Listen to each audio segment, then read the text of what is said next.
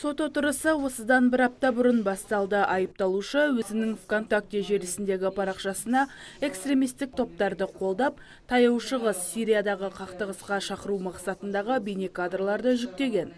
Қазақстан Республикасының қылмыстық кодексінің 256 бабының 2-ші бөліміне кінәлі деп танылып, Кадирахунов Абилкасим Абдуллаевич Қазақстан Республикасы қылмыстық кодексінің 256 бабының 2-ші бөлімімен қылмыстық жолмен табылған не қылмыстық жолмен табылған қаражатқа сатып алған мүлік тәркілеп, оған 5 жылға бас бостандығынан айыру жазасы тағайындалсын.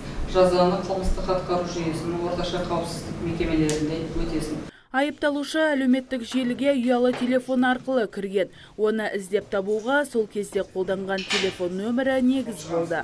Все было изъято. Жеке заттары тәркіленді. Ол өз кінәсін мойындап отыр. Оның әкесі де терроризмді насихаттағаны үшін қамауға алынған. 1 жылдан кейін бостандыққа шығады.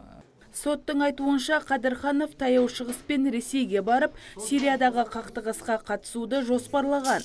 Қазір 4 баланың әкесі қамауға алынды. Айыпталушы 15 күн ішінде сот үкіміне қарсы шағым білдіре алады.